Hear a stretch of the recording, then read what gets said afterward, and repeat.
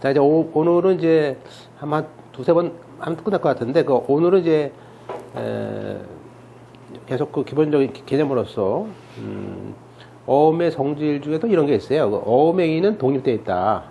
우리가 어음행위는요, 어음행위는 이제, 최초의 행위가 뭐예요? 발행이라는 어음이, 최초의 어음 처음 이제, 발행을 하잖아요. 이게 다 하나하나의 행위예요.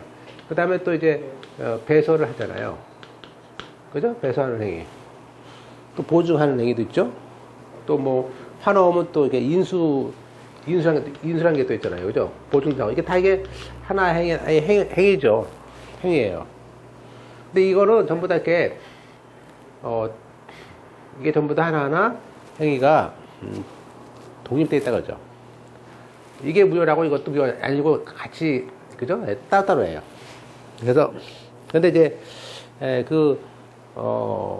다만 이제 이런 얘기죠. 그 개념, 잘 보시면 개념이 중요해요, 개념이.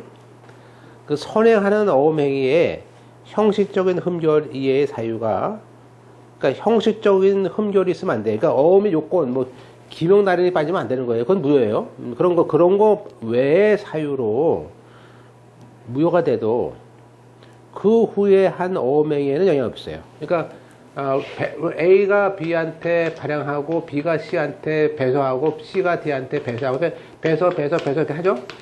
그러면 2단계에서 위조가 됐다 이거야. 위조가. 그죠? 그러면 이 뒤에 한 것은 계속 별도로 한 게 없다는 얘기예요. 그죠? 그래서 거기에 실질적으로 무효가 돼도 근데 B가 무효됐다. 그때부터 그 후에 한 어음행위에 영향을 미치지 않습니다. 그 얘기는 이제 이런 말을 해요. 어음상에 행해진 두 개 이상의 어음행위, 발행, 배서, 이렇게 각각 그 어음행위는 배서, 각각 독립적으로 된다는 거예요. 그래서 다른 어음행위에 대해서 그 실질적 효력에 영향을 미치지 않습니다. 그걸 이제 조문에는 이런 말을 해요. 이 조문에 7조에 있습니다. 그래서 어음체물 독립성 되는데 환어음에 대해서 그 어음체물에 대한 부담할 능력이 없는 자가 기명날인 서명을 하거나 또는 위조에 대한 기명날인 서명을 하거나 또 가설인 뭐 현재 있지 않은 사람에 대한 기명날인 서명을 하거나 기타의 사유로 인해서 환어음의 기명날인 서명자가 그 본인에게 의무를 부담하게 할 수 없는 기명날인 서명을 하더라도 다른 기명날인 서명자에 대해서는 그러니까 앞에 건 무효라도 뒤에 건 무효가 아니다 거예요. 앞에 건 무효지만 앞에 건 위조야. 그럼 그 뒤에 사람은 계속 책임지는 거죠. 그죠? 그러니까 여기서 위조면 여기서 위조, 얘가 위조 당했어요.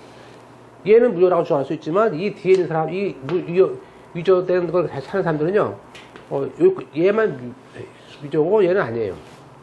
계속 하는 거예요.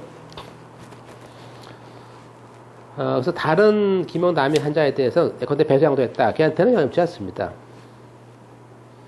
그죠? 따라서 이제 그런데 두 가지는 적용이 안 됩니다. 뭐냐면 첫째가 뭐냐면 발행. 자, 발행은요, 최초의 발행은 뭐예요? 발행 잘못하면요, 이거는 보세요. 선행하는 행위가 없잖아요. 보세요. 발행은 그게 자기가 최고초야. 그 발행 자체가 위조됐다면요, 이건 다 위조예요. 다 무효예요. 그 이번에 발행은 선행하는 행위가 없잖아요. 그러니까 이건 어음의 독립성이 없습니다. 그래서 발행이 위조됐다면 다 무효야. 그죠? 또 첫 번째는 어음유행에 대한 형식적, 아까 기명난에 빠진 건 안 돼요. 그건 무효예요. 그건 무효예요. 그죠? 사인 안 된 거. 그건 자체 무효죠. 그런 거 외에는 이제, 제일 많은 게 이제 나와버려 배서죠, 배서. 그래서, 그, 어음을 위조했는데, 위조된 어음을 모르고, 갑과 을이 순차로 배서 양도했어요. 그럼 병이 제일 마지막 가져온 사람이 있을 거 아니에요? 그럼 병이 그 피위조자에게는 청구할 수 없지만, 그죠? 즉 이거죠. 그러니까 여기서 A가 있고, B가 있고, 갑이 있고, 갑이죠? 을이죠? 병이죠? 요 단계에서 위조한 거야. 그럼 위조를 A가 A가 A라는 사람이 기명 난이했는데 다시는 여기 다른 사람인 갑이 예컨대 위조자가 얘가 얘 명의를 모욕했어요. 얘 명의를 모욕했으니까 얘는 위조자고요. 얘는 위조를 당한 사람이라고 합니다. 얘는. 그러니까 위조를 당한 사람은 책임이 없죠. 나도 모르게 내 사인을 한 거야. 그러니까 얘는 책임이 없어요. 그럼 이 두 사람까지 무효인데 문제는 뭐냐면 이걸 가지고 B가 받았어요. 근데 갑이죠. 얘가 갑이에요. 그러면 갑이 다시 또 했어. 얘들은 그냥 이 상태에서 그러면 갑을 넘어갔는데 병이 와가지고 얘가 얘한테 달라 그러면요 A는 안 줄 수 있어요. 나 위조 안 했으니까.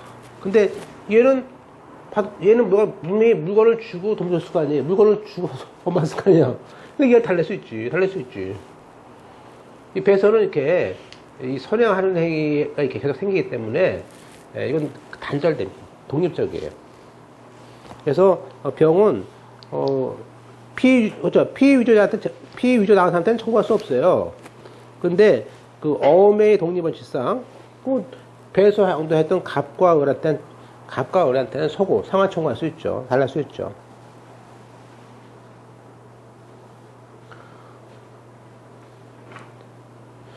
또 발행행위가 최초의 발행행위가 위조됐더라도 그 뒤에 계속 배서했다면 그 뒤에 하여튼 배서한 사람들은 책임져야 돼요. 배서한 사람들은 책임집니다. 그죠?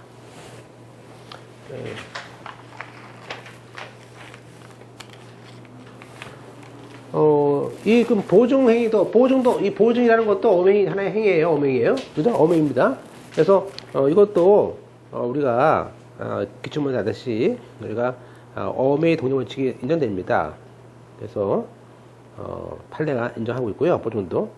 그러면, 우리가 환어음에 있는 제도가 인수죠. 환어음에 있는 제도가 인수인데, 그 인수도 해당되느냐. 그래서, 여기도 판례는, 우리가 똑같습니다. 그래서 우리가 실제 무효 영향을 받지 않고 엄체물을 부담한다는 조문이 있기 때문에 거기 인수를 했어요. 을이. 근데 갑이 의사문의 상태에서 환영을 발행했어. 관계없어요. 그러니까 갑이 발행했는데 그죠? 얘가 거의 뭐 의사문능력 술이 떡에다 가지고 병신이 먹어가지고 뭐 술길에 그냥 사인을 했어. 그죠? 그죠? 그런 거 있잖아요 술집에서. 그죠?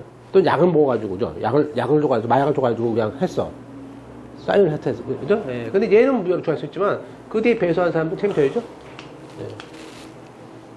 그래서 거기 인수했다면 그 어음체물 부담합니다. 그래서 우리가 결론 보증행위나 인수행위도 어음상의 채무를 부담한다. 이게 기출문제예요. 그죠? 네. 우리가 융통어음이라는 것이 있는데 융통어음은 이제 우리가 사실은 원래 상업어음은 보통 사실 어음을 발행한다는 얘기는 뭐예요? 실제로 이제 외상으로 하는 거죠. 외상으로. 그러니까 보통 이제 저희도 옛날에 책을 갖다가 교보에다가 납품하니까요, 한 80일짜리, 100일짜리 어음을 줘요. 그러면 나는 납품을 했는데, 물건을 팔았어. 그럼 물건을 팔았으면 돈 줘야 되는데, 물건을 팔아놓고도 어음을 줘. 100일짜리 어음을, 교보에서. 그러면 결국에, 한마디로 외상대금을 주는 거죠. 그죠? 한마디로 100일치만 외상하자는 얘기 아니에요? 결국에는 그 얘기 아니에요? 돈은? 근데 보통 그렇게 어떤 물건에 대한 외상 쪽으로 주는 것인데 어떤 상거래가 있어야 되는데 상거래 없이 그냥 어음 발행하는 경우도 있죠. 그냥 어음 자체를 자금 융통을 위해서. 그러니까 거기에서 원래 어음에는 상거래가 있어야 되는데 그 상거래 없이 그냥 돈을 필요해서 융통해서 쓰는 그런 용도로 어음을 발행하는 경우도 있죠. 그러니까 얘가 1억을 발행합니다. 어음을. 그럼 원래 얘가 줬어요, 을한테. 그럼 얘는 이걸 돌리면 안 되는 거 아니야, 원래? 이건 원래 융통하기 위해서 쓴 거니까 돌리면 안 되는데 애들 돈이 필요하니까 돌린단 말이에요. 근데 이 갑과 을 사이에는 융통어음이라고 생각하지만, 그죠? 제함자는 모르잖아요. 융통어음자인지. 그래서 갑이 을한테 이 융통어음을 발행했는데, 결론은 그 융통어음을 발행한 사람은 그 병정을 딱 쭉 나갔어요. 그러면 걔한테는요, 선악, 비록 악이라도, 심지어 악이라도 하나음의 발행에는 제함자에게 융통어음이라고, 나 융통어음이야 라고 항변할 수 있어요? 항변을 주장할 수 없어요. 대항할 수 없다는 얘기죠. 기출문제. 융통어음 발행인이 어음의 직접 상대방으로부터 제3자가 양도했을 때 그 내용을 아는 자한테도 지급을 거절할 수 있다? 없어요. 거절할 수 없습니다. 어음은 이렇게 계속 융통되기 때문에, 기본적으로 어음행위는 융통된다 보기 때문에 단순히 민법처럼 알았다만 가지고는 걔한테 융통어음이니까 난 돈 못 줘 라고 할 수는 없어요. 그 얘기는 단순한 악의만 가지고는 대항할 수 없어요. 그죠? 악의만 가지고는. 자, 타인으로 하여금 그 어음에 있어 제함자에게 금융을 얻게 하는 목적으로 수세는 어음이고, 그죠? 융통어음을 발행한 자는, 융통어음, 그러니까 둘 사이에 갑이 융통어음 발행자고 상대방은 피죠. 피융통자. 그 융통자와 피융통자 간에는 둘 사이에는 서로 어음 책임을 부담하지 않습니다. 둘이서는. 그런데 발행된 어음이 융통어음이라는 자체만 가지고는 그 어음을 양수한 제함자에게는 아까 그랬죠? 그 선의 악에 관계없이 대항할 수 없어요. 예, 그 얘기를 다른 말로 하면 제함자가 악이다 라는 항변을 써먹을 수 없다 이거예요. 물론 이제 융통어음이라는 또 입증 책임도 누가 입증해야 됩니까? 발행자가 당연히 진 거죠. 발행자 지가. 보통 이제 어음 같은 경우는 이제 그렇게 그럼 나는 돈이 필요한데, 나는 지금 책을 갖다 놨는데, 돈 100일 동안 내가 돈을 또 어떻게 그 어음을 돌릴 수가 없으면 어떻게 해요? 어음을 또 할인하겠죠. 예, 다음 페이지에. 할인 의뢰시에 어음교부. 자, 어음 발행인이 할인을 의뢰하면서 어음을 교부했을 때, 우리가, 이것은 원인 관계, 없이 개보된 어음에 불과할 뿐, 악의 항변에 인정하지 않는 이건 융통어음은 아니다. 그 융통어음에 대해서 나올 수 있는 것도 한 5개 정도 나온 게 있기 때문에 제가 보는 이 정도 나오겠죠. 융통어음의 발행자가 있고 상대방의 피융통자인데, 그쵸? 이 둘 사이에는 그 융통어음 항변할 수 있어요. 이 둘 사이에는. 그래서, 다만 입증 책임은 누가? 발행자가 제일이죠. 야, 내가 너한테 물건 받은 거 없잖아. 그죠? 예, 이렇게. 융통어음의 발행자가 융통어음의 어음금을 지급했을 때, 피융통자의 마치 보증인 지위에서, 그 피융통자의 채무를 변제하는 거로 볼 수는 없다.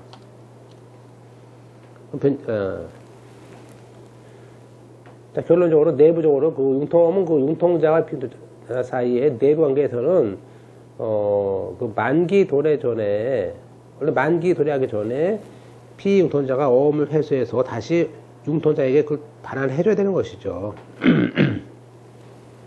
그리고, 결제대금으로서 그 액면금에 해당하는 금액을, 융통자에게 지급하기로 약정이 있던 걸로, 둘이서는 있던 걸 보고 맞다. 그러나 우리 판례는 4번에 이게 기출문제였었죠. 할인을 의뢰하면서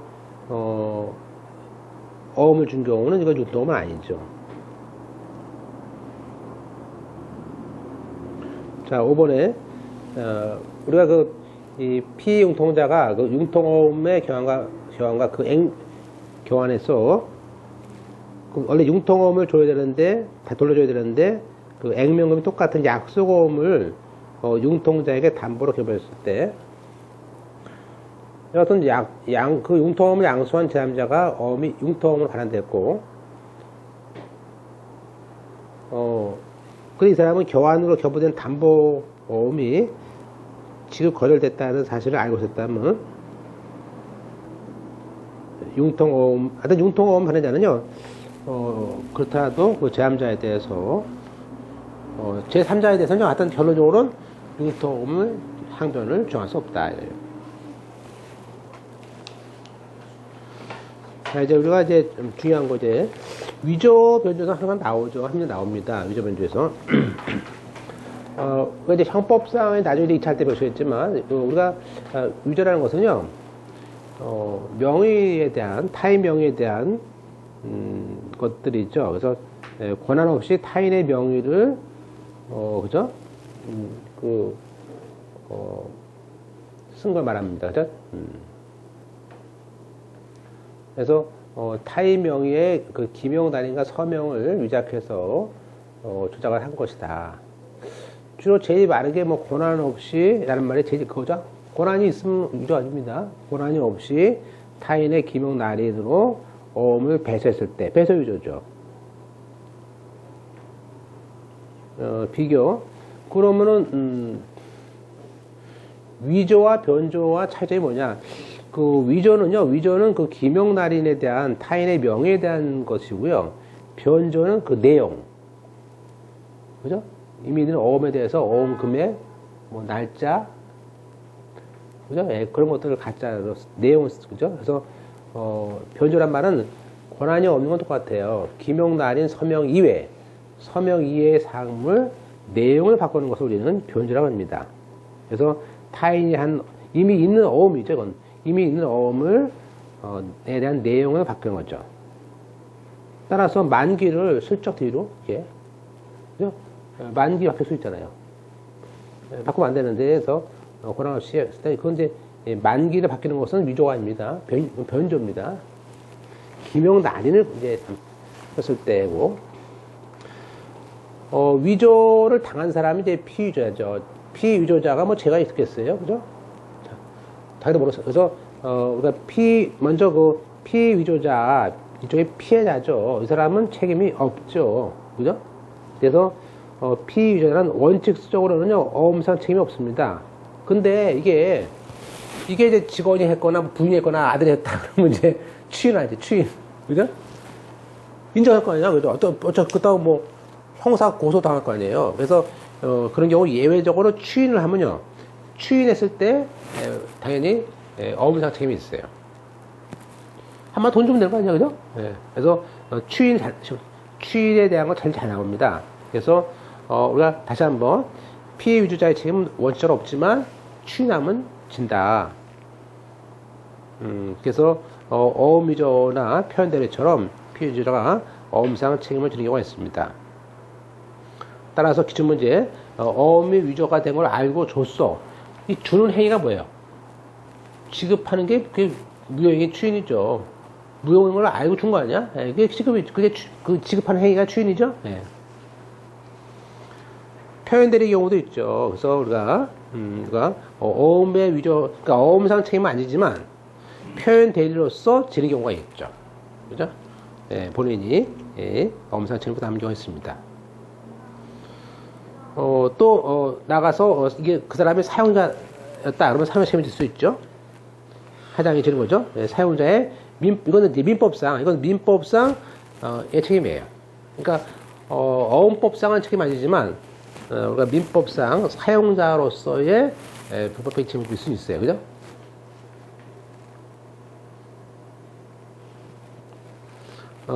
판례 보실까요? 어음 소지인이 그 지급 제시 기간 내에 지급 제시를 안 해서 자기가 소구를 못했어요.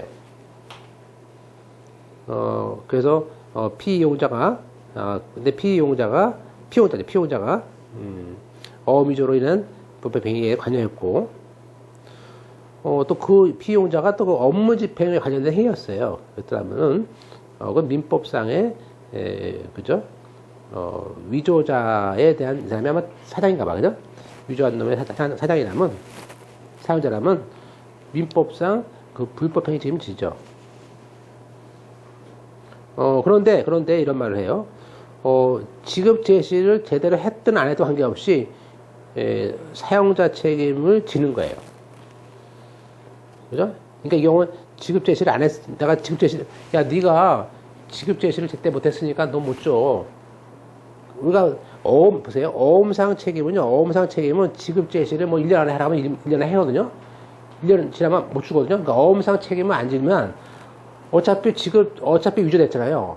위조했으니까 보세요. 어차피 위조된 거 지급 제시에 줬을까? 어차피 위조된 거 아니었을 거 아니에요. 근데 이 사건은 지급 제시를 안 했으니까 어음상 책임 없어. 어음상 책임은 없지만 민법상 책임을 지는 거지. 그죠? 그래서 우리 중요한 것은 지급을 거절 당했더라도 치는 것이기 때문에 지급을 거절하는 것이 꼭 사용자 책임의 요건이 아닙니다. 왜냐하면 사용자 책임은 지급 거절의 요건이 아니거든요. 그런 표현을 해보시고 이제 공부하시면서 이제 이게 어음법, 상법, 민법 이렇게 따뜻하게 움직이는 걸 알 수 있어요. 그죠? 좀 종합적으로. 일단 뭐 위조자의 책임은 뭐 시험에 나오는 건 아닌데 대략적으로 일단 당연히 뭐 위조자는 위조한 놈이죠. 당연히 어음 금액에 대한 지급 책임 져야죠. 어음을 위조했으면 어음 금액 지급을 해야 됩니다. 또 얘는요 민법상 불법행위 책임지죠. 형법상 10년 이하 징역에 그죠? 유가증권 위조죄죠. 그죠? 예, 하여튼 또 위조음의 지급인의 책임. 만약에 피위조자의 계단으로서 지급이 줬다면은 그때 책임도 지는 것이죠. 물론 이 사람이 보세요. 이 사람이 돈을 줌으로써 만약에 피위조자가 돈을 이제 내가 줄 필요 없었어. 그러면 부당이득 청구할 수는 있겠죠. 그죠? 예. 근데 이건 뭐 나오는 것들이 아니기 때문에 그 정도 또 보시고요. 우리는 이제 그 3번부터 나오죠. 이제 시험에. 일단은 역시 어음의 독립원칙이 여기 위조 같은 경우도 어음의 독립원칙에 적용됩니다. 그래서 우리가 그 위조한 뒤에 자 A, B 사이가 위조됐습니다. 근데 C가 배서했어. B, C. 그러면 그 배서한 사람에 대한 배서에 대해서는 소고를 할 수 있죠. 그죠? 왜냐면 그건 별도니까. 따라서 판례에 하면 발행이 위조했습니다. 그럼 선행행위가 위조했죠? 그 뒤에 배서했어. 그러면 발행의 위조는 책임 안 지지만 뒤에 배서한 사람은 책임져야지. 그죠? 왜? 그러면 선행행위가 위조했더라도 후행행위는 책임을 지는 거예요. 왜? 발행과 배서는 따로따로 독립되는 어명이다 이거예요. 틀린 걸로 나왔던 것이죠. 잘 나오죠. 4번. 위조의 입증. 자, 위조를 당했다는 것은요, 항상 민법상 무효를 주장하는 사람이 줘야 돼요. 그래서 만약에 이렇게 A, B, C, D다, 맨 뒤에는 D다. 그러면요, 이 어음 소진이 지어요. 위조는 어음 소진이 지는 거야. 그래서 어음 소진이 우리가 그 기명 날인이 진정한 것이 아니다. 라는 것을 우리나라는 그 입증 책임은 어음 소진입니다. 자, 그럼 판례 해보세요. 판례에서 하면 자, 여기서 A가 B한테 배서했습니다. 얘가 배서인이고, 얘는 피배서인입니다. 피배서인이죠, 상대방. A가 B한테 양도했어요. 그러니까 양도인이고, 양수인이고, 배서인이고, 피배서인입니다. 이 사람이 소진이겠죠? 그럼 누가 집니까? 이제 피배서인이 지는 거죠. 소진이는. 그래서 판례에 의하면 배서인의 배서가 위조다 라고 주장했을 때 그 위조에 대한 입증 책임은 안 해죠. 배서인이 아니고 상대방은 피배서인이 되는 것이죠. 당연히 피배서가 있다는 것은 소진이니까 그렇게 문제를 내는 겁니다. 문제를 맞추시는 게 제가 좀 중요해요. 이해하시면서. 그러면 그 손해배상 책임액이 얼마냐? 만약에 위조된 어음을 할인한 경우도 있잖아. 또 할인했을 때 그 사용자가 지급해야 할 손해배상 책임은 어음 금액이 아니지. 아까처럼 내가 1,000만원짜리 어음을 책임을 져야 돼. 근데 할인했어 950만원. 그러면 실제로 950만원 주는 거 아니야? 네, 그런 얘기죠. 그래서 우리 너무 중요한 얘기예요. 할인된 금액이다. 이거 잘 나오죠, 시험에. 볼까요? 나왔던 시험 문제. 위조된 배서를 진정한 것으로 믿고 금원을 취득하고 약속을 했을 때 그 손해액은 그 어음을 취득하기 위해 지급한 금원이 아니라 아니죠. 액면금액이 아니고 실제 우리나라 손해배상 판례는 뭐에 민법상 실손해설이에요. 실손해설. 실제 손해. 잘 나옵니다. 액면 아닙니다. 액면금액이 아니고 취득한 금액. 그래서 우리가 배서가 위조된 어음을 취득한 손해는 그 액면금액이다라고 나오면 안 됩니다. 지문제에서. 그럼 그 어음을 취득하기에 실제 들어간 돈이 있죠. 그죠? 근데 이거랑 또 헷갈리는 게 뭐냐면요. 약속어음, 변조가 달라요, 변조. 자, 위조의 경우는 그렇게, 근데 보세요, 변제. 약속어음이 발행된 다음에 이건, 자, 액면금액, 이건 변조예요, 위조가 아니고. 액면금액을 바꿨어요. 그죠? 그러면 그때는, 거대 액면금액에 1,000만원짜리를 하나 더 쳐가지고, 1억이야. 그러면 이때는 액면금액이에요. 변조는. 그죠? 발행 당시에 액면 금액만큼만 책임지는 거죠. 어음 금액을 갖다 변조한 거죠. 그래서 위조하고 변조를 같이 낼 때 굉장히 헷갈리고, 이거 마음속도 막 풉니다. 그러니까 이거 어음수표는 거의요, 제가 봤을 때 어음수표는 거의 다 맞출 수 있어요. 그냥 거의 나오는 게 나와요. 그렇게 뭐 꽉 꽈서 내지 않습니다. 자, 변조 볼까요, 변조? 자, 변조는 아까 봤듯이 기명 날인을 제외한 내용, 어음의 내용은 필요적 유의적 대상이든 대상이고, 제일 많은 게 이제 금액이죠. 어음 금액. 그죠? 금액이 제일 많겠죠. 그 다음에 이제 만기 고치는 거, 뭐 지급 장소 고치는 거, 수취인 고치는 거 받는 사람, 그죠? 그리고 뭐 그런 사람들, 배석은지 문과 같은 것들. 예. 그러면 우리가 변조한 후에 변조를 했는데 그 뒤에 또 사인했을 거 아니야. 그럼 그 사람도 책임진다. 자, 우리가 환화음의 물원에 변조가 있습니다. 근데 변조를 하고 또 5월달에 변조했는데 6월달에 기원날인 그 뒤에 들어온 사람 또 있죠. 그러면 그 변조된 물원에 따라 책임진다. 그래서 그러니까 그 얘기는 변조 전에 기명 날인한 사람하고 변조 후에 기명 날인하고 책임이 다르죠. 그래서 변조 전에 기명 날인한 사람은 원문에 따라 책임다. 그 얘기는 이런 얘기예요. 무슨 얘기냐면 기출문제 보시면요. 발행인이 X고 지금 약속어음 1,000만원짜리 되어 있는 약속어음을 배소인이 Y가 배소했어요. 제1배소입니다. 최초예요. 그래서 X에서 Y에서 다시 A로 갔습니다. 근데 얘가 1,000만원을 4,000만원짜리로 싹 변조한 거야. 그래서 B, C로 갔어요. 그죠? 네, 그러면 C는 똑같은 아니에요. 그죠? 네, A가 4,000만원, 그 다음 사람 아니죠? 네. 4,000만원 변조된 물건만 따라 칩니다. 4,000만원. 네. 그래서, 그러니까 그 전에 사람들은 원문에 따라 치는 것이죠. 예. 그 다음에 이제 어음상 권리를 보죠. 법령 권리. 자, 어음상 권리는 이제 우리가 이제 이 어음상이라는 거 하고요. 어음법상은 달라요. 어음법상은 다릅니다. 이거 슬쩍 바꿔 쓰면 안 돼요. 어음법상은. 이건 어음법에서 인정한 권리고요. 이건 어음상이라고 했어요. 조문에.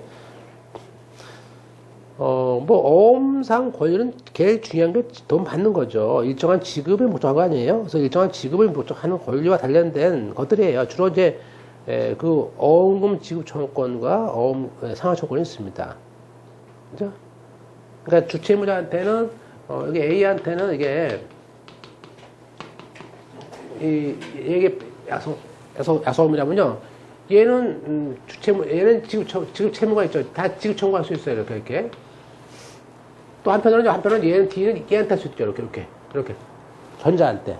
이렇게. 얘는 상환 청구죠. 상환 청구, 지급 청구.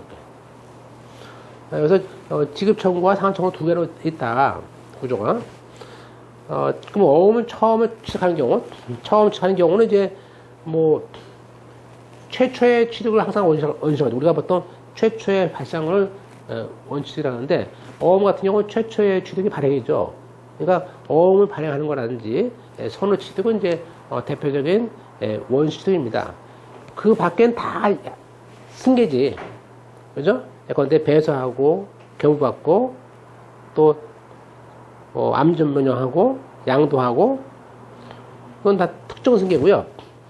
그게 아니고 이제 단연 승계, 이건 당연히 배서 교부 안 해도 상속, 포괄유종, 합병, 그건 당연히 넘어오는 거죠.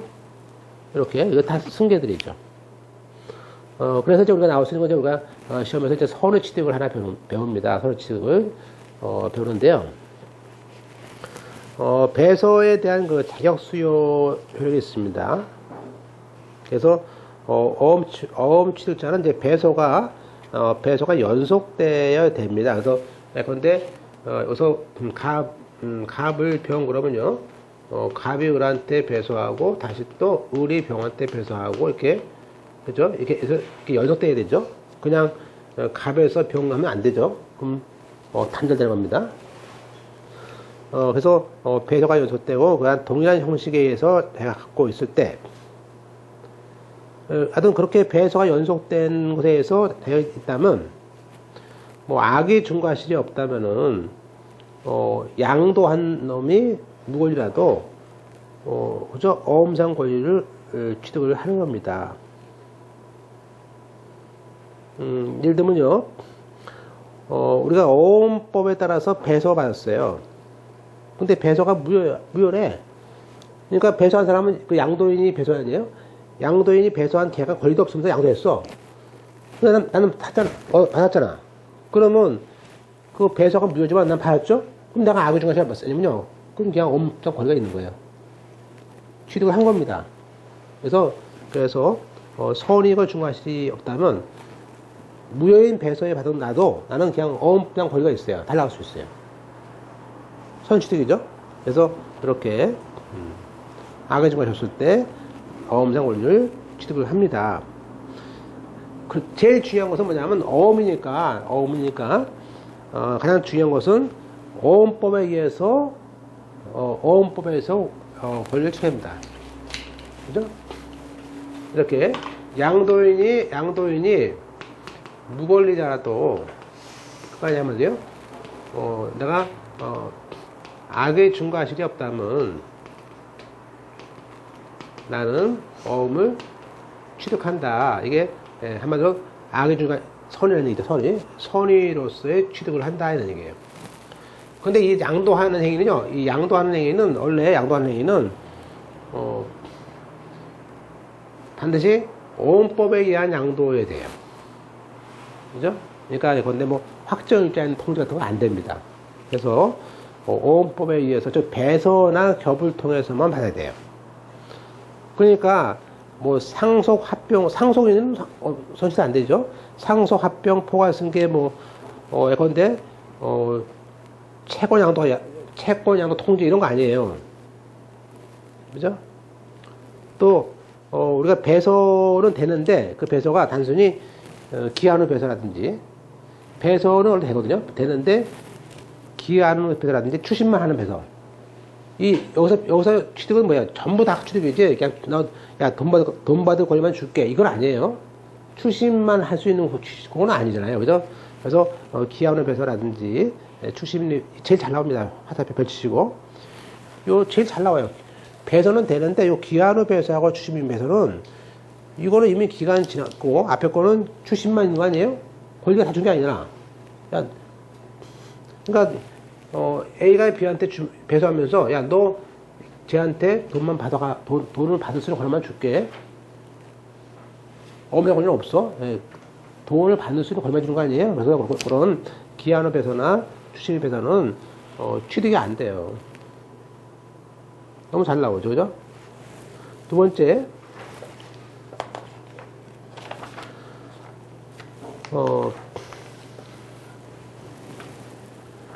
그래서 그 기한 후 배서라든지 추심 배서는 선의 취득이 안 된다.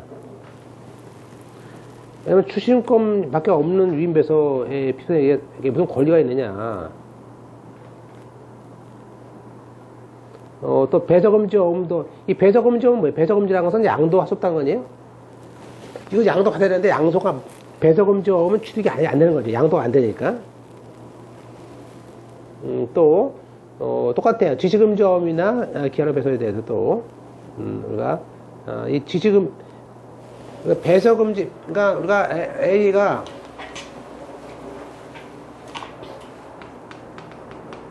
자 얘가 배서금지 어음을 이제 발행했어요. 그러면요.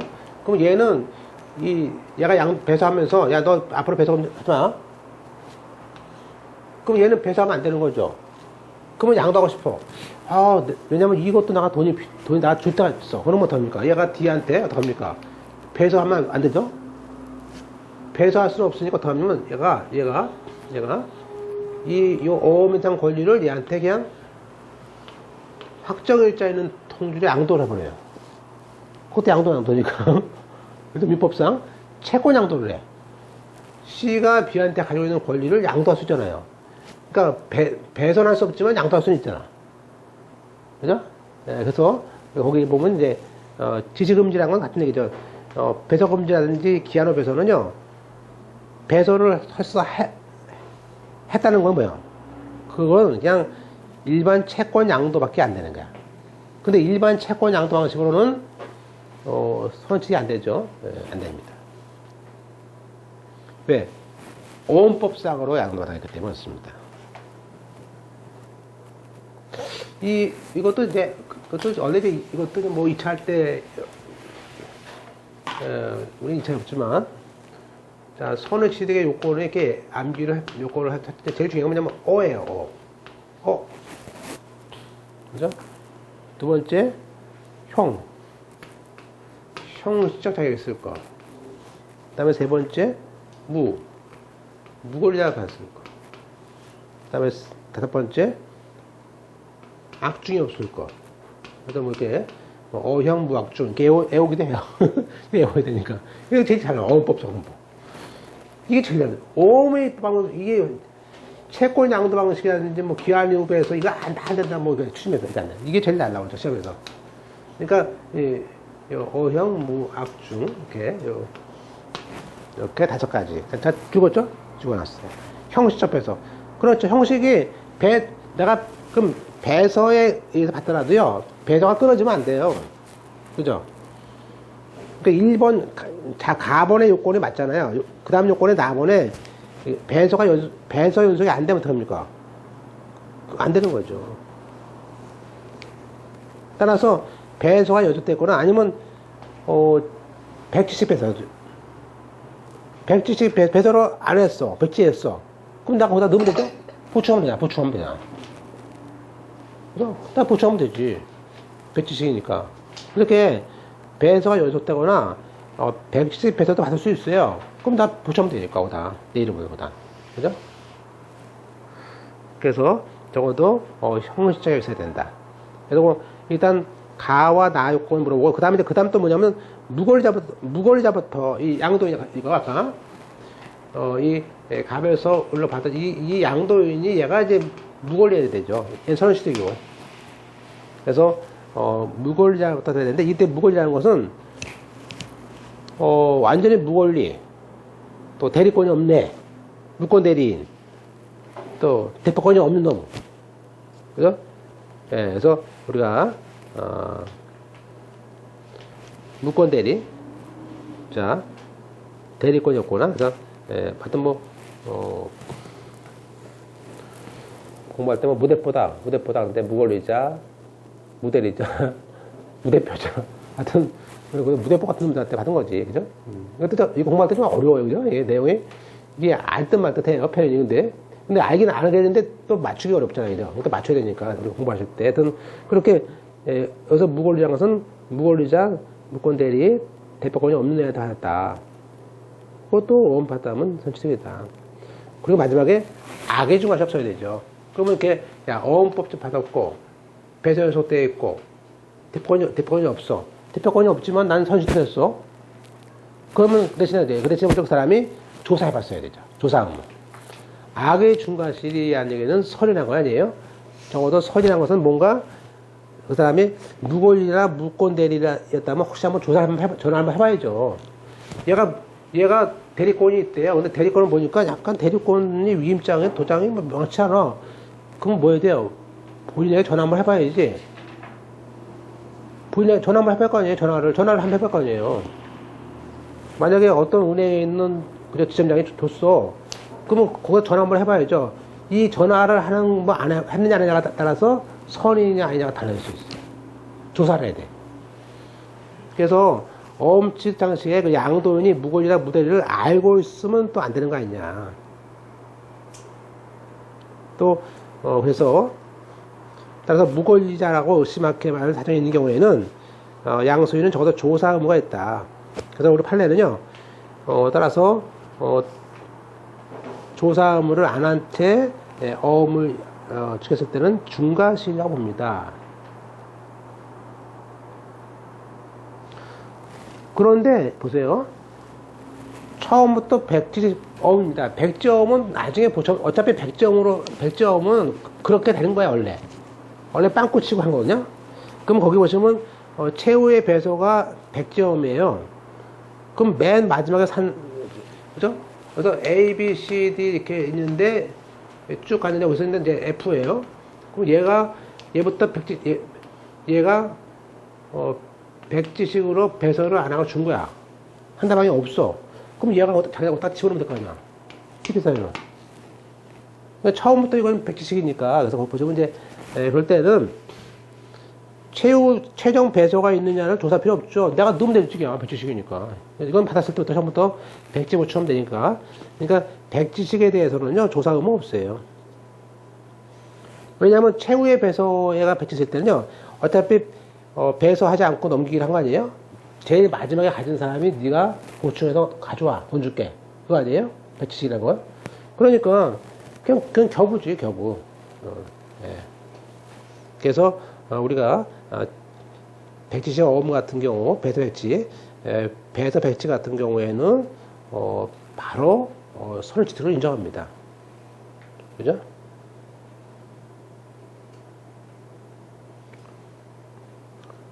보통 이제 백지식 같은 거 하는 이유가 뭐냐면, 내가 얘한테, 손해배상을 해야 되는데, 얼마나 할지 모르겠어. 그렇지만 이제 엄을 줘. 그럼 네가 가져와서 피해자한테 합의 봐. 그죠? 그런 거죠. 또는 내가 연봉 협상, 스포츠 같은 애들은, 연봉 협상해야 되는데 얼마인지 몰라. 그런 거라든지. 다시 한번, 그래서 우리가 선을치특은 이렇게 어형무악중이다. 근데 여기서 백지식 배설은 조사 의무가 없다. 그죠? 여기서 어에는 뭐 초심이라든지 기한으로 배설 안 된다. 이런 것들 잘 나오죠. 여기에는 또 형식에서는 무권리자, 무권대리자, 무대표 된다. 이런 것들이 계속 걸려요. 이게 참 어렵습니다. 선을치특이 어려워요. 근데 요거만 하시면 돼요.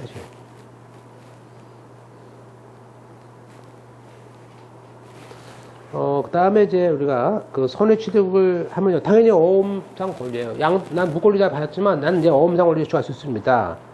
그죠? 예. 자, 문제는 뭐냐면 이게 분실됐을 때, 어음을 내가 분실했을 때, 무권리자 했을 때, 그러면 나중에 재권 판결 받을 거거든요. 그 사람이. 그러면, 그 재권 판결 받은 사람하고 이 선의취득자하고 누가 이기냐? 이제서는 일단 결론적으로 재권 판결 취득자가 선의취득보다 우선한다라는 걸 판례니까 이것만 재권 판결 받았을 때 뒤에 배웁니다만 알아놓으시면 되겠습니다. 너무 중요한 게 이제 6번에 이제 어음상 권리행사로서 어음에 대한 항변이 있죠. 그게 제일 중요하고요. 뭐 이것도 매번 나오는 거죠. 그래서 우리가 항변은 이제 우리가 어음상 권리를 줄 수 없어. 항상 여기서 항변이란 말은요. 야, 어음상 권리 못 주거든? 못 줘. 그죠? 예, 못 주게 돼. 거절권이죠, 거절권. 홍성권. 거절권. 그래서 어음 채무자가 어음 소진이 왔어요. 들고 왔어. 그래서 어음상 권리를 행사해. 그런데 하여튼 권리 행사에 반대가 항변이죠. 주장 항변 아니에요, 그죠?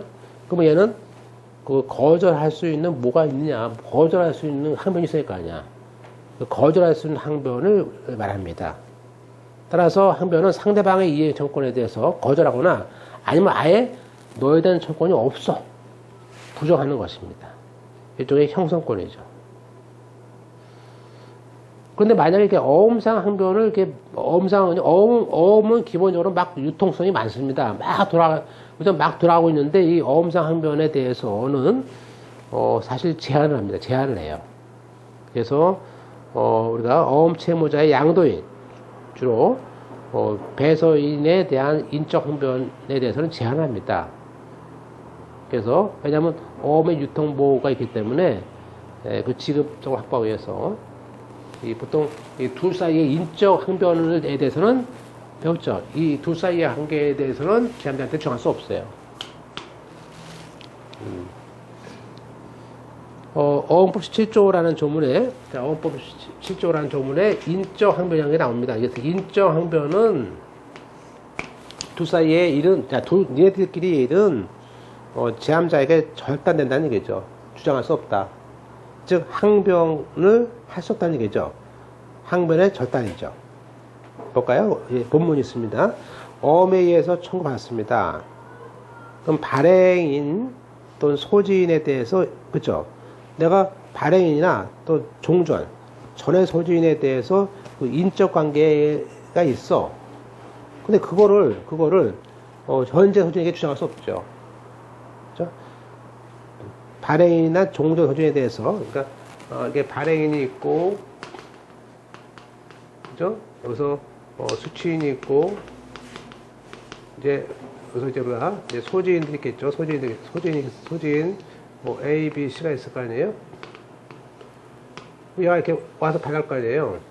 그죠? 얘가 가자든지. 그러면 얘 둘 사이에 대한 권리를 얘한테 주장할 수 없죠. 그죠? 또 얘한테 청구하면은 얘가 전자한테, 얘가 다 앞선 자한테 할 말은 있지만 얘한테 주장할 수 없죠. 줘야 되는 거지. 그죠? 안 그러면 분쟁이 엄청 많아지죠. 나중에 그러면 이게 뭐 한 1000명이 다르면 소송만 한 거지, 맞나? 이거 항상 쓰다 하면 그죠? 그래서 어음의 도상 그렇고요. 그러나 단서에 소지인이 채무자를 해야 할 것을, 이게 악의가 아니고 해이에요, 해이. 이건 완전히 채무자를 해야 할 걸 알고 했을 때는 대학 인적 항변은 결단되지 않습니다. 뒤에 배우고요. 자, 그 항변은 이제 그러면 우리끼리 항변이 있고 한마디로 물적 항변이 있습니다. 자, 이거 물적 항변이요. 자, 물적 항변은 누구한테나 주장할 수 있어요. 그죠? 네, 그죠? 그래서 어음에 의해서 청구를 받은 종류 인적 항변과 물적 항변인데 인적 항변 배웠죠? 그 특정 소진에 대해서 대항할 수 있고 나머지한테 안 되는 것이고, 근데 이거는요, 물적 항변은요, 누구한테나 주장할 수 있어. 모든 어음 소진에게 대항할 수 있는 항변입니다. 그러니까 물적 항변이 뭔가를 애우겠죠. 그죠? 네. 그래서 한마디로 절단될 수가 있는 항변이 인적 항변이죠. 네, 그러나 물적 항변은 절단 안 됩니다. 누가 와도 무조건 주장할 수 있어. 그래서 우리가 먼저 물적 항변은 다른 말로 단절이 절단이 안 되는 항변이다. 모든 어음 소진에게 당할 수 있다. 마치 대물적 효력처럼, 그죠? 물적 항변이다. 물적 항변에 속하는 건 제일 많은 게 뭐가 있을까요? 어음 요건이죠. 요건. 사인 없잖아. 누구한테 주장할 수 있죠? 너 봐봐. 거기 사인 없잖아. 그 대표자 빠졌네. 대표란 말 빠졌네. 대표 맞죠? 야, 이름만 있으면 뭐래? 대표 써야지. 여기 대표 없잖아. 너무하다. 뭐, 그죠? 그 다음에 해리민정, 무권대리, 위조 소멸시 항변도 있다. 넘어가서 보시면요. 다음 페이지에. 그래서 물적 항변은 이제 암기를 해 놓으셔야겠죠. 근데, 물적 항변은 이제 두 가지로 크게 보면 증권을 딱 보면 알 수 있는 거. 그죠? 그 어음을 딱 보는 순간에 알 수 있는 거죠. 그래서 어음 기재가 빠졌다. 그건 누구한테 주장할 수 있잖아요. 너 봐. 빠졌잖아. 그죠? 예컨대 어음의 요건. 물론 소멸시효 1년 3년짜리 소멸시효 지나면 또 안 되죠. 그죠? 만기, 야, 만기도 기재죠. 만기 봐. 너 만기가 지금 내년 아냐? 지금 받아고 오래 미쳤어. 그죠? 예. 근데 요거는요, 이게, 만기나 배서의 불연속. 똑같죠?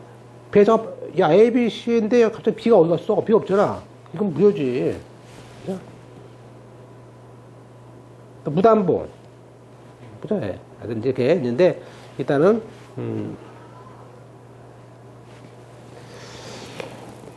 요건에 대한 항변, 소멸시효 항변, 만기 미도의 항변, 그 다음에 배서 불연속 항변, 무담보. 이렇게 보통, 이거, 이제 사법고 시험 때는 2차 따위 처리. 이거 외워요. 뭐, 요소 미 배불인가? 이렇게 아주 외우기도 하고요. 요소 미 배불, 요소, 소멸시효, 미도의 배서, 불연속, 무담보 이렇게 외우고요. 그 다음에 이제 오른쪽에는 이건 어음행위에 따른, 어음행위를 하는 사람. 증권이 아니고, 이게 잘 나오죠. 어음행위 자체에 대한 그 항변이 있죠. 예컨대 그 사람이, 그렇죠. 무능력. 두 가지. 의사 무능력. 지금은 행위 무능력 하면 안 쓰죠. 지금은, 제한능력자. 뭐, 소년 후견인 같은 거. 근데 이제, 일단, 아직은 바꾸지 않았더라고요. 위조는 그냥 누구한테나, 피의자자. 그러니까 피의자한테는 정한 것이 없잖아요. 피해자니까. 그래서, 무능력, 위조, 무권대리. 그 다음에 재권 판결. 공탁의 항변. 제가 이 언더라인 친 부분이 다 기출문제이기 때문에 언더라인 친 것만 보시면 되시면 돼요.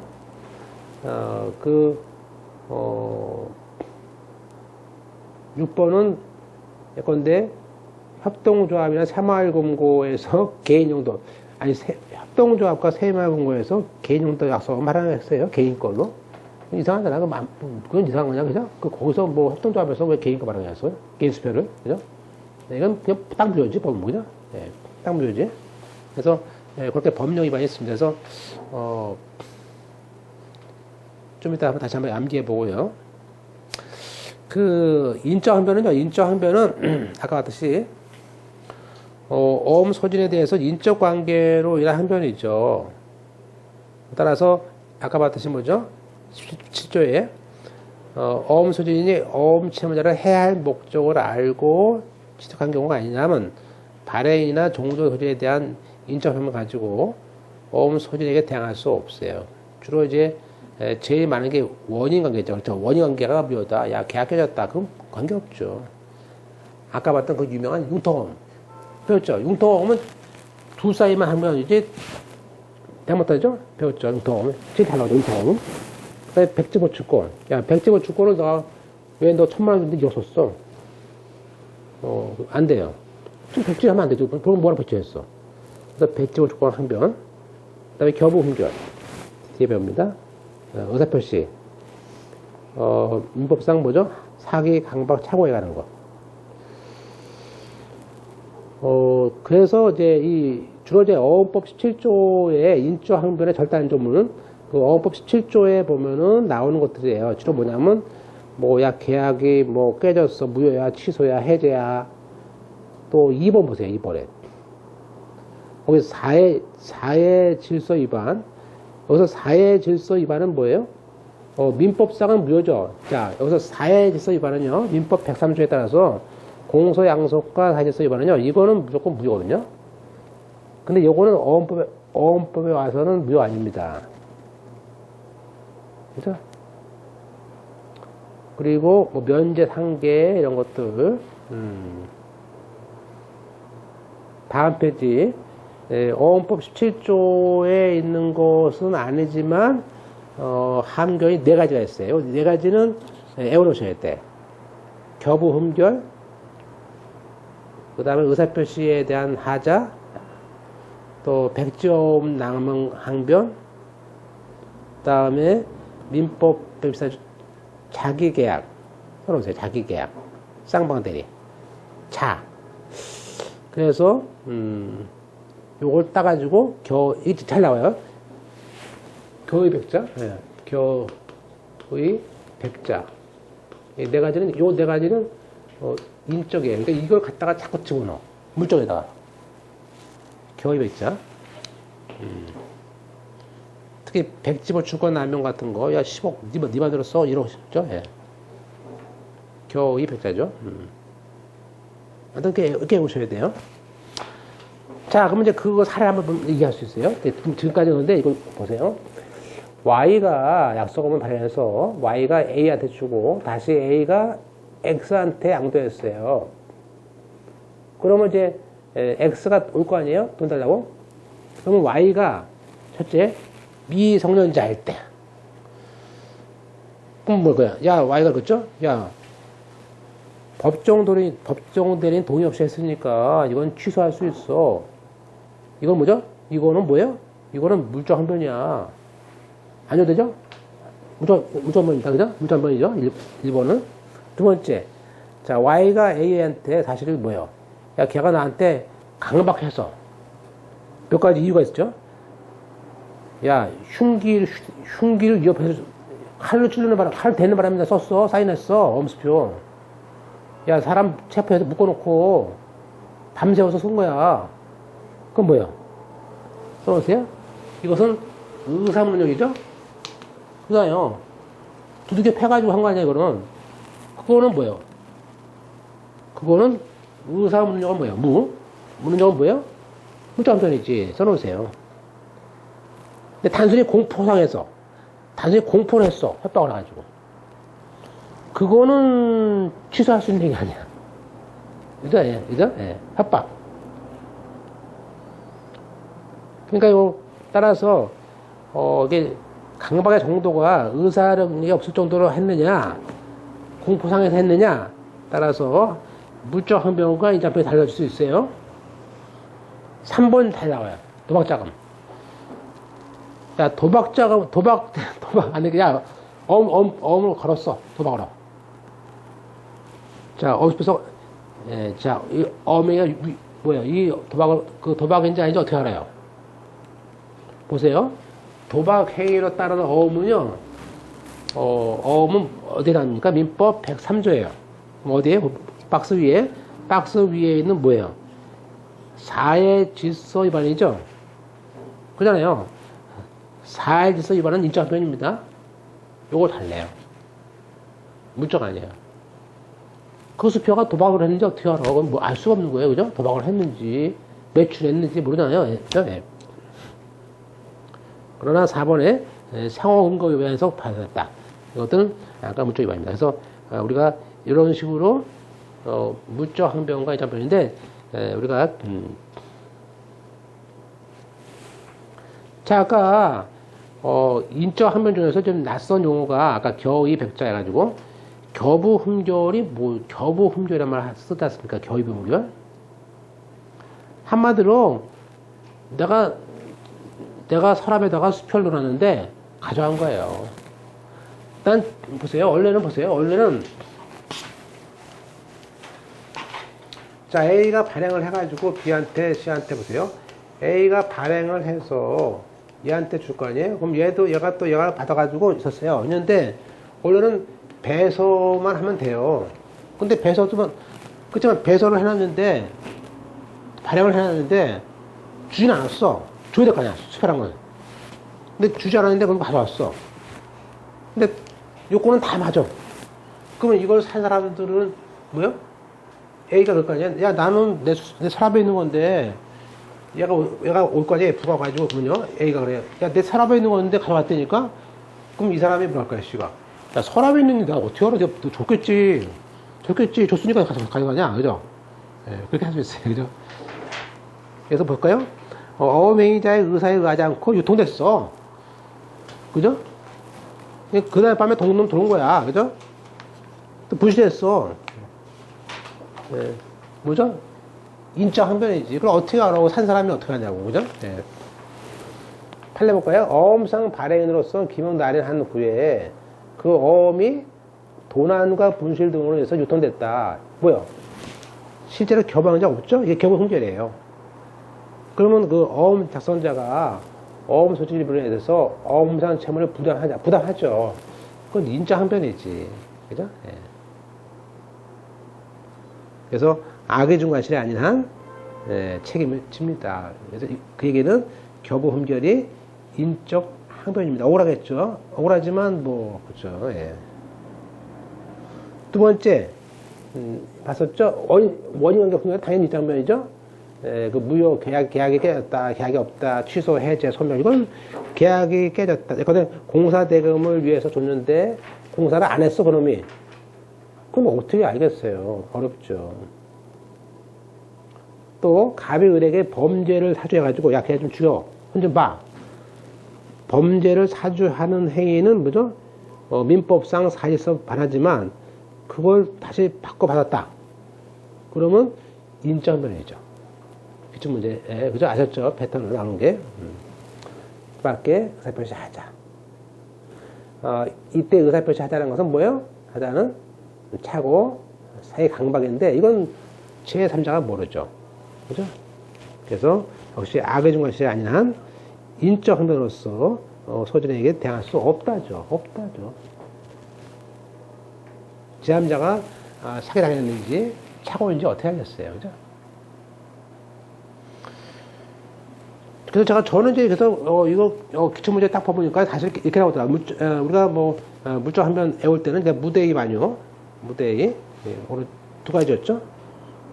거기 무는요, 무권 대리, 위조 변조, 만료는 만기 비도래. 요는 요건 비비 이렇게 해서 외웠었고요. 그다음에 이제 뭐 원흉 백교의사 흠결인데 이렇게 외웠었어요.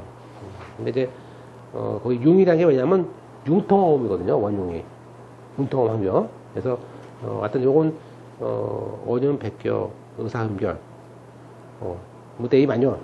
그래가지고 맞출 때 맞는 건데 약간 이해도 하시면서 앞자를 따놓고 하는데 그게 어렵진 않습니다. 이게 어려운 거 아니에요. 좀 해놓으면요 주로 무대의 만요만 한쪽만 오면 돼요. 한쪽만 오면 이쪽은 다 아니니까. 근데 이제 뭐 융통음이 뭐냐, 그죠? 아까 100점 같은 거 중권, 교부 흠결, 그런 것도 팔라지 않습니까? 그래서 그렇게 두 문자 딴 것들이 그런 거예요. 그러니까 미성년자 같은 경우는 당연히죠. 법정 대행 동의 받자는 거 이건 묻는 여자 아니에요. 이건 당연히 물적 항변이죠. 취소할 수 있어요. 민법도 취소할 수 있고 어음법에서도 취소할 수 있어요. 왜? 물적 항변이니까. 그죠? 똑같이 거기 융통 항변도 어음법 17조에 따른 인정합니다. 맞죠? 맞습니다. 네, 쉬었다가 좀.